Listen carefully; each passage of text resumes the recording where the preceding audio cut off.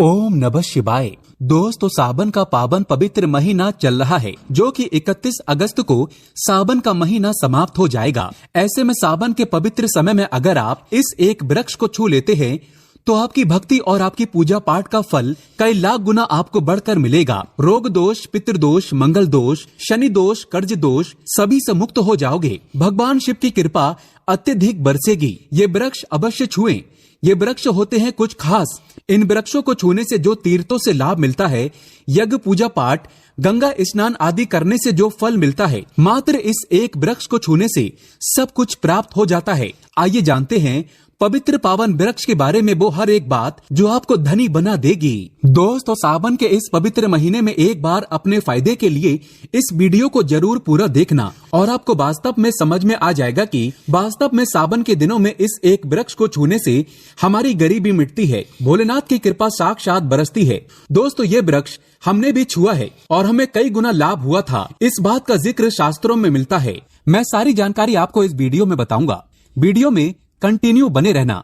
देखिए, हमारे हिंदू धर्म में पेड़ पौधों को देवी देवता मान करके, पेड़ पौधों को देव स्वरूप मान करके हम इनकी पूजा करते हैं। भगवान श्री कृष्ण भी स्वयं गीता में कहे हैं, मैं वृक्षों में पीपल का वृक्ष हूँ, क्योंकि स्वयं पीपल के वृक्ष में भगवान विष्णु एवं माता लक्ष्मी जी निवास करती हैं। तो दोस्तों, वो वृक्ष कौन सा है, आइए जानते हैं। प्रथम वृक्ष है शमी का वृक्ष। शमी के वृक्ष के बारे में ध्यान से सुनिएगा। तो शमी का वृक्ष माता पार्वती के एवं भगवान भोलेनाथ जी का मिश्रित स्वरूप कहा जाता है। इसलिए दोस्तों, शमी के वृक्ष को उमा महेश्वर वृक्ष भी कहा जाता है। पूरे सावन भर शमी के वृक्ष पर माता पार्वती एवं भगवान भोलेनाथ जी का वास माना जाता है। सावन के महीने में गोधली बेला पर प्रदोष काल के समय, अर्थात दोस्तों जब न ही दिन हो और न ही रात, अर्थात संध्या काल के समय, तो इस वृक्ष को संध्या काल के समय में, गोधली बेला में या फिर प्रदोष समय में इस वृक्ष को छूने से पाप, दोष, कष्ट एवं परेशानियां केवल सावन के महीने में छूने मात्र से समाप्त हो जाती हैं। दोस्तों, सावन के पवित्र महीने में अगर शमी वृक्ष की जड़ पर कच्चा दूध डाला जाए तो भगवान शिव शीघ्र ही प्रसन्न होते हैं एवं माता पार्वती का ढेर सारा आशीर्वाद प्राप्त होता है। दोस्तों, शमी के वृक्ष का महत्व कुछ इस प्रकार से है। भगवान राम रावण पर आक्रमण करने के पूर्व भगवान राम ने शमी वृक्ष की पूजा की थी और पांडवों ने अपने दिव्य हथियार भी शमी के वृक्ष के नीचे में दबाए थे। शमी का वृक्ष जिस घर में लगा होता है, उस घर का कल्याण हो जाता है और उस घर में सभी प्रकार का भौतिक सुख का वास माना जाता है। तो दोस्तों, सावन के किसी भी सोमवार के दिन शमी वृक्ष पर उमा महेश्वर का ध्यान करते हुए, शमी वृक्ष पर सावन के किसी भी सोमवार के दिन उमा महेश्वर का ध्यान करते हुए 2 जोड़ी हरी चूड़ी एवं हरे रंग का रिबन जरूर बांधना चाहिए, या फिर हरे कलर का जो भी आपको श्रृंगार आदि मिल जाए वो आपको जरूर बांधना चाहिए, जैसे कि हरे रंग की मेहंदी, हरे रंग की बिंदी आदि, या हरी चूड़ियां जरूर बांधना चाहिए। दोस्तों, कैसी भी आपकी मनोकामना हो वो एक ही बार में पूर्ण हो जाएगी, क्योंकि इस खास समय पर यानी सावन के समय में भगवान शिव खास तौर पर वास करने आते हैं धरती पर और शमी के वृक्ष में अस्थायी रूप से वास करते हैं। शमी का वृक्ष छूने मात्र से आपकी मनोकामना शीघ्र ही पूर्ण हो जाएगी। पूरे सावन भर अगर शमी के पत्ते अगर भोलेनाथ जी को उनके पूजा में चढ़ाते हैं तो इससे अष्ट लक्ष्मी आपके घर में वास करती है। आपके घर में कैसी भी गरीबी हो, दरिद्रता हो, दुख हो, परेशानी हो, गरीबी हो, बीमारी हो, सब समाप्त हो जाती है और पूर्ण रूप से आपके घर में भौतिक सुख आकर के निवास करने लगते हैं। दोस्तों, दूसरा वृक्ष है धतूरे का वृक्ष। धतूरे का वृक्ष भगवान भोलेनाथ के उग्र रूप काल भैरव के अंश से उत्पन्न हुआ है। ऐसी मान्यता है कि शिवलिंग पर धतूरे के पत्ते या पुष्प फल चढ़ाने से राहु, केतु एवं शनि के कुप्रभाव समाप्त होते हैं। धतूरे के वृक्ष पर सावन के किसी भी सोमवार के दिन अगर 2 जोड़ा हरी चूड़ी बांधे तो शत्रुओं से छुटकारा मिलता है एवं शत्रुओं का सर्वनाश होता है। और दोस्तों, सावन सोमवार के दिन धतूरे का वृक्ष छूने मात्र से भगवान शिव आपके घर में दौड़े चले आएंगे।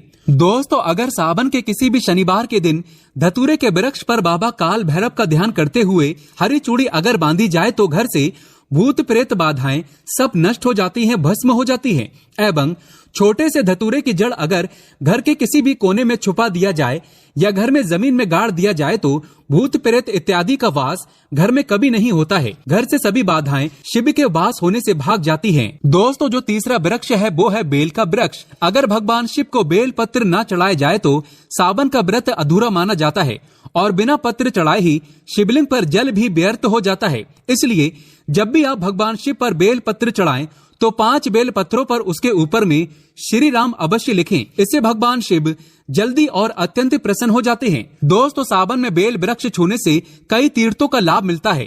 सावन में इस वृक्ष को क्यों छूना जरूरी है, आइए जानते हैं बेल वृक्ष की महिमा को। बेल के वृक्ष, मैं आप लोगों को कई बार कई कथा में बता चुका हूँ कि ये जो बेल के वृक्ष हैं माता पार्वती के स्वरूप कहे गए हैं।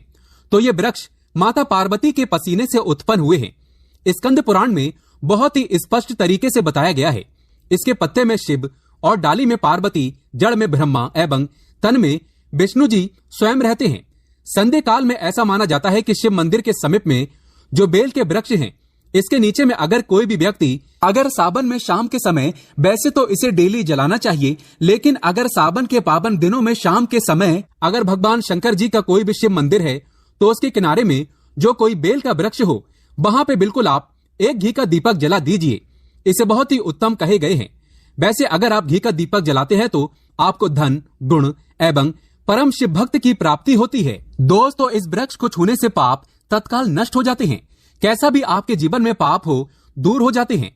तो आपको करना क्या है, देखिए। जो बेल के वृक्ष हैं, इसे बहुत ही उत्तम कहे गए हैं। माता लक्ष्मी को भी बेल के वृक्ष का अवतार लेना पड़ा था। एक कथा के अनुसार इसके बारे में मैं एक कथा भी बता दूंगा कि क्यों माता लक्ष्मी को बेल के रूप में बेल के वृक्ष में अवतरित होना पड़ा था। मैं इसके बारे में भी एक कथा भी आपको बता दूंगा। तो आपको सावन के पवित्र दिनों में बेल के वृक्ष के नीचे हो सके तो घी का दीपक जरूर जलाइएगा। घी का दीपक बहुत ही उत्तम कहे गए हैं। अन्य वृक्षों को जैसे आपने मक्खन चढ़ाया, बताशे का भोग लगाया, बेल के वृक्ष को माता पार्वती तथा भगवान शंकर के स्वरूप ही कहेंगे। बेल की जो वृक्ष की जड़ होती है, इसके जो मूल भाग होते हैं, इसमें समस्त तीर्थ आकर के निवास करते हैं। इसीलिए सावन के महीने में कहा जाता है, जो लोग अगर तीर्थ धाम नहीं जा सकते, तीर्थों के दर्शन नहीं कर पाते, तो ऐसे व्यक्ति बेल वृक्ष के नीचे में 1 महीने तक घी का दीपक जला लेते हैं तो संपूर्ण जितने भी तीर्थ होते हैं, इसके घूमने का बराबर पुण्य की प्राप्ति होती है। मैं इसीलिए सारी जानकारी, गुप्त रहस्य जानकारी बताता हूँ, जिससे आप सभी दर्शकों को, कल्याणवासी दर्शकों का बिल्कुल आध्यात्मिक उन्नति हो। सभी को धन की जरूरत नहीं होती, किसी को पुण्य की प्राप्ति की जरूरत होती है। कोई आध्यात्मिक उन्नति करना चाहते हैं, इसीलिए इस प्रकार के छोटे छोटे गुण भरे रहस्य जानकारी वीडियो बता देता हूँ। दोस्तों, अब करना क्या है, सावन के शुभ मंगल दिनों में इस वृक्ष को छूना है।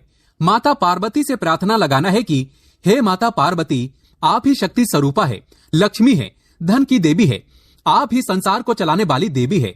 इस प्रकार से प्रार्थना करते हुए इस वृक्ष को छूना है और बोलना है, मेरी गरीबी मिटाएं माता, मेरी निर्धनता को मिटाएं, मेरे जीवन में चल रही परेशानियां, सारी परेशानियां को दूर करें। इस प्रकार प्रार्थना करते हुए आपको एक कपूर और एक लौंग को भी जला देना है और एक काम जरूर करना है। जलाने के बाद इस वृक्ष को आपको बोलना है कि मैं भोग स्वरूप आपको धतूरे के पत्ते एवं धतूरे के फल समर्पित करूं, आप स्वीकार करें। दोस्तों, इस वृक्ष के जड़ के नीचे में भी आपको धतूरे के फल एवं पुष्प हैं तो पुष्प भी रख सकते हैं, फिर पत्ते रख दीजिए। और अब वृक्ष आपको छूना है, प्रार्थना करते हुए कि हमारी गरीबी मिटाएं, हमारी निर्धनता मिटाएं, बिल्कुल ही आपके जीवन में कभी गरीबी नहीं आएगी। और एक प्रार्थना जरूर करना है, किसी की हाय लग गई हो, बद्दुआ लग गई हो, किसी का दोष लगा हो, जिसके कारण हमारी आध्यात्मिक उन्नति नहीं हो पा रही हो, तो आप जो है हाय बद्दुआ एवं किसी का दोष लगा हो, उसे तुरंत दूर करें। शनि राहु केतु का अगर दुष्ट प्रभाव लग रहा हो, नवग्रहों में से कोई नवग्रह हमें पीड़ित कर रहा हो, या फिर किसी भी हमारे पूर्वजों द्वारा किसी भी प्रकार का हमें पितृदोष लगा हो, क्योंकि पितृदोष लगने के कारण व्यक्ति की आत्मिक उन्नति भी नहीं हो पाती, तो आप बोलना कि समस्त प्रकार के दोषों को आप दूर करें, अपने अंदर में खींच लीजिए और आप हमें दोष मुक्त कर दीजिए। तो इस प्रकार से आपको ये प्रार्थना करना है। और एक काम आपको जरूर करना चाहिए, आपको सावन के समय धर्म शास्त्रों में कहे गए हैं, बहुत सारे लोग भी बताते हैं, हमारे गुरु जी भी कहा करते थे, सावन के दिन अगर बेल की वृक्ष की जड़ में मिश्रित युक्त मिश्री जो मिश्री आती है खड़ी खड़ी, आप सभी दर्शकों को जरूर पता होगा, शक्कर टाइप की होती है। तो आपको मिश्री डाला हुआ दूध अगर आप इनकी जड़ में डालते हैं तो ऐसा कहा गया है कि ऐसा व्यक्ति कभी निर्धन नहीं होते। ऐसे व्यक्ति के जीवन से किसी भी प्रकार से अगर लक्ष्मी रुष्ट हो चुकी हो, रुष्ट दूर हो जाते हैं। ऐसे व्यक्ति पर माँ लक्ष्मी भी प्रसन्न होती है। ऐसे व्यक्ति के जीवन में धन का अभाव नहीं होता। ऐसे व्यक्ति फिर निरोग रहते हैं, निरोग काया प्राप्त होते हैं। आप चाहते हैं तो यही क्रिया नीम के वृक्ष पर भी कर सकते हैं। नीम के वृक्ष पर माता लक्ष्मी निवास करती है, समस्त देवी शक्ति निवास करते हैं। नीम के वृक्ष में अगर आप जो है सावन के शुभ मंगल दिनों में आपको 1 गिलास या फिर 1 लोटे सामर्थ्य के अनुसार तांबे के लोटे में आपको दूध डाल करके इनके अंदर इन्हें जो है अभिषेक करना चाहिए, इनकी जड़ में डालना चाहिए। लेकिन आपको मीठा दूध ही डालना है, मिश्री मिला हुआ दूध आपको चढ़ाना है, इनकी जड़ में डालना है और गरीबी मिटाने की प्रार्थना करना है।